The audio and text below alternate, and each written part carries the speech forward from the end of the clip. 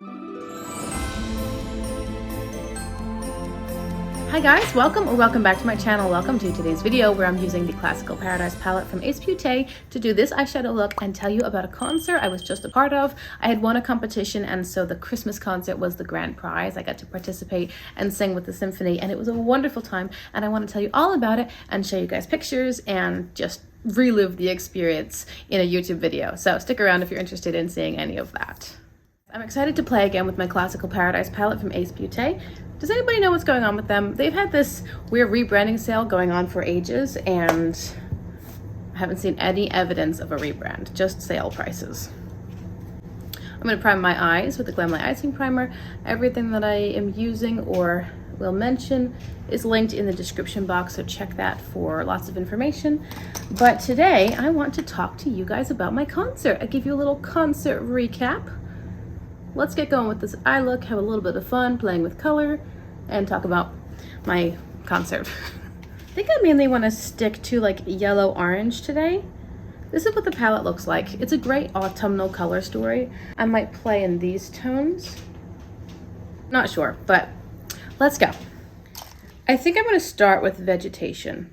I don't want to repeat whatever I did last time, but it's been a little while, and this is where my eyes are being drawn to, so we'll go from here and try not to. I actually think that I'm going to shift my plan as far as shimmers, and that definitely won't be a repeat of before. But I'll just make a little, as Angie would say, blob. It's very scientific. A little blob of color here. If you are unaware, I'm a singer, and earlier in 2024 I won a vocal competition. Now with the Singe EO2 into Maze. I'd done the competition twice, consecutive years, and I was a finalist each time, but this year I won. And the grand prize for winning is that you get to sing with the symphony in the Christmas concert. I felt like I was just so excited about it for months. And then finally it was here. I was so excited. So I went to a little bridal place in town and I rented a gown. And I worked hard on my music. We actually started planning music, maybe July, I think? I'll take Rye and put that over here. Actually, no, it was July because I was at a July 4th concert when we talked about it. So July is when he started planning the Christmas concert. A little bit later in the year, like October, probably into November, we started finalizing the music and sending emails back and forth between him, me, and then the chorus or the chorale that would be singing, because their director needed to know what was going on, obviously. They issued me some comp tickets for my family, and that was really nice. They actually gave me way more than I was expecting. I thought they might give me 2 or 3. They gave me 10, so I could seat my husband and all our kids, and then also give away tickets to a couple friends, or like a family of friends. And I also had a couple tickets for my mom and my aunt, who eventually decided to come out, and that was so nice. They just left yesterday. I think they left. Anyway, there was lots of behind the scenes work that started several months in advance, but finally the day, or the week came rather. We had rehearsals on Wednesday and Thursday, and that was it. Then it's like diving right into the concerts. And this is what you get with professional musicians. They get their music a couple of weeks in advance, and then they work on it privately at home, and then they come together as an ensemble, maybe 2 rehearsals, period. And then they just perform, and there you go, that's their job. And they're professionals. Now vegetation is gonna get buried, so let me bring it down a little bit more. I'm gonna deepen a bit. I'm gonna deepen a little bit, so I don't want it to get covered. And I think I do want my crease to be quite warm. I will deepen with a smaller blending brush. This is a Blend Bunny before. By the way, all my tools are also linked in the description box. I'm going to deepen with Earth, which is the darkest of those mattes that I was pointing out. Just want to add some depth out here. Wednesday and Thursday we rehearsed. I was out of my house for rehearsals for about 4 hours, like 5:30 to 9:30.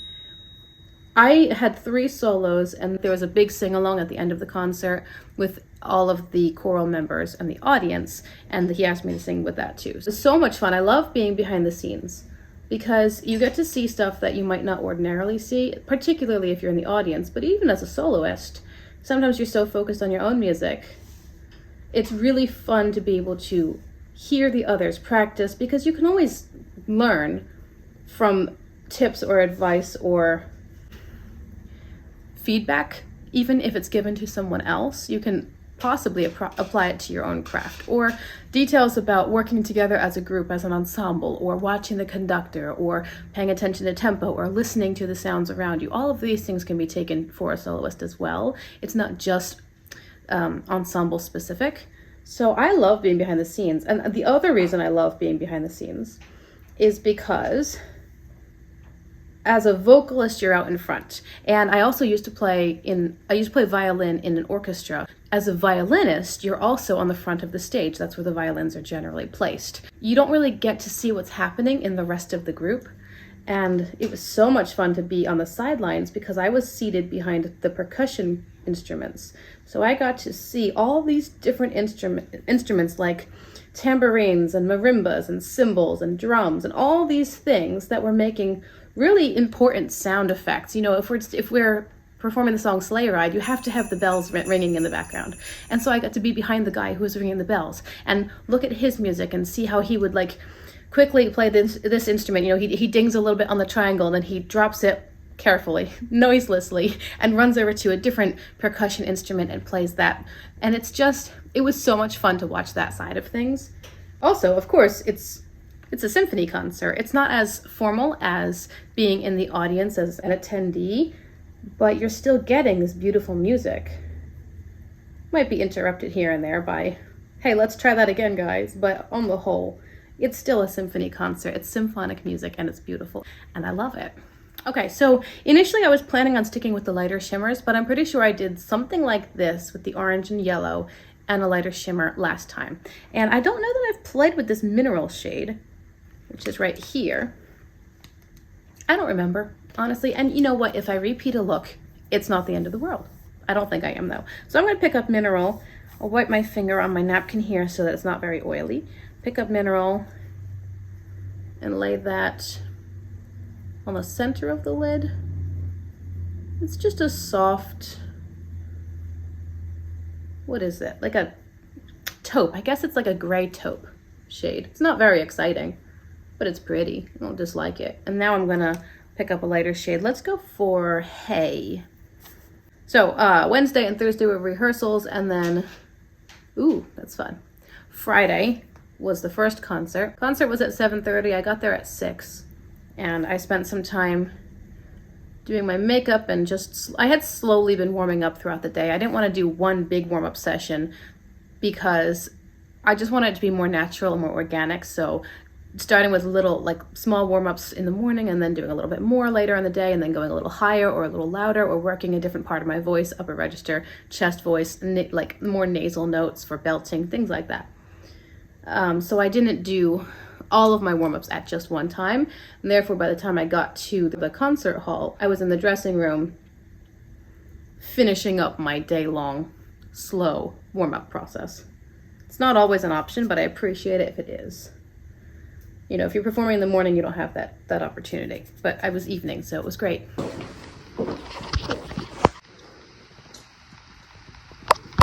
So I knew for sure that I wanted to use this palette for today's concert, but when I started looking at it and comparing it to my dress, which is a dark blue, I wasn't sure, actually. I'm not sure about the shimmers. I think the non-green leaning mattes are going to be fine, but I wasn't sure about the shimmers. So then I thought, well, I'm going to get the same sparkle from a different Unearthly palette, but again, not really wanting to go crazy bold, so not sure about the shimmers. And then I thought, What's Up Beauty has a very comparable formula, especially in the shimmers, and this one is their Latitude palette. This one has a much more neutral champagne shimmer, so I'm going to get dressed and then decide on the shimmer probably, or compare them to my dress.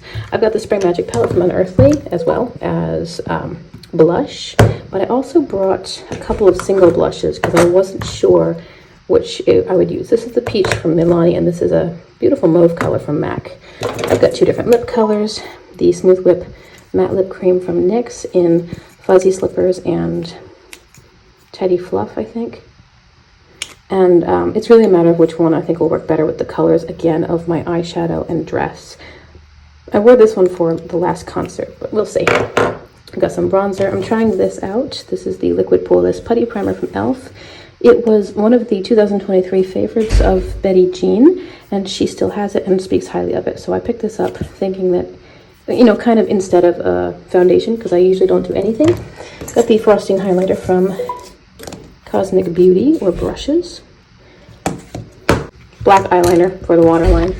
Anyway, I'm gonna get dressed, and I'm just so excited. Gonna warm up a little bit too.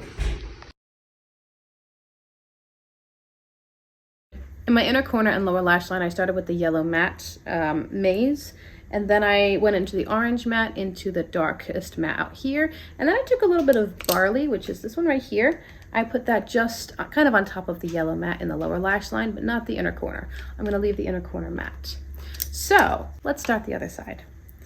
I was kind of nervous about the songs that I had for different reasons. I did Let There Be Peace on Earth, which was more the upper register in my voice and working with the chorus. And I wasn't nervous at all about that one, unless I was having a problem warming up. But Friday night, it was fine, and it went nicely, and I was happy with it. And it was fun to sing with the chorus. Then I had two other songs. The next one was a musical rendition of 'Twas the Night Before Christmas. It was very challenging musically because if you're familiar with opera, there's something called recitative. It's between like the big fancy arias that people recognize. It's more storytelling where they're kind of speaking. The characters might be speaking to one another, going back and forth, or one character might be giving a monologue. But it's not really spoken. It's more sing-song where they're singing the lines with a little bit of pitch, but not really a melody. And so this entire 'Twas the Night Before Christmas was kind of like that. It was recitative almost. There wasn't a tune per se. It was more sing-songy storytelling over a melody, but the pitches were important for the most part because the orchestra was playing underneath of me. So I had to be on pitch, and it had to be in time with the orchestra as well. And because it was this recitative style, it was actually, like, as far as the musical meter, it was all over the place. You know, many songs might be in 4/4, 1, 2, 3, 4, 1, 2, or in 3 time, you know, 1, 2, 3, 1, 2, 3, 1, 2, 3, like a waltz. This song was everywhere. It had 5 or 6 different meters, and they changed mid-line, and musically it was everywhere. It really was a challenge, but it was fun and it was pretty, and when done well, it was really cool. But it was so easy to not do it well. There was no recording online. Like if I'm learning a song, I can listen to the original, and then I can find karaoke tracks like on YouTube, and the karaoke tracks give me just the music. And so it removes the safety net of another singer, and I can just hear myself with that music. And I find all of my flaws and gaps. I find all the places where I'm not quite where I need to be. And that's useful in preparing for a performance. But this song didn't have any recordings online. I found nothing. No versions of this song at all in any capacity except for the one that he'd sent me, which was from like the music publisher. So there was no way for me to get rid of the safety net of vocals, because if you're singing along with a song, there's always a tiny bit of hint. Maybe you hear the singer breathe and start to form a consonant, and that triggers your own brain into going, oh, I know what comes next. But if the singer's not there, and if there are no background singers, you don't have any of that. You just have to know the song. I was nervous for that song for that reason. I didn't know where my gaps were until Thursday night. And then I definitely found my gaps. And my gaps were not as much pitch, but more entrance timing. Because maybe I needed to hold a note longer than I was. And so I was moving on ahead, but the orchestra was still finishing a phrase. My other song was All I Want for Christmas Is You from Mariah Carey. And I was nervous about that one because it is such an iconic song. Everybody knows it, and everybody knows the one version of it. You don't hear that many covers of All I Want for Christmas Is You, and it has been so viral for like 20 years. So I was nervous that I wouldn't be able to come out from under the shadow of Mariah's recording. I thought no matter what I did, people would be directly comparing me to her, and I would never live up to it. So that was making me feel kind of self-conscious. That music is not, or that song rather, is not musically challenging. It's more exposing with all the riffs, you know, where she's jumping from note to note and going all over the place. She's riffing. I've never been good at riffing. And so I was worried about, again, not only are they going to be comparing me to her, like my version to her version, but specifically I won't be able to do all these vocal acrobatics that she does because I've never been good at riffing. To try to combat that, I would listen to her recording of it. In the playback feature of YouTube, I would listen to half speed, and I would try to nail down exactly what notes she was using for her riffs, because I thought if I can just copy that, then at least for that element of the song, I'll be safe. And then the week of the concerts, I went on YouTube and I looked up covers of the song, and I found one girl who did it really, really well. And she did it in a way that made it her own. And what that did was it unlocked for me the fact that you could not be Mariah, but still do the song well.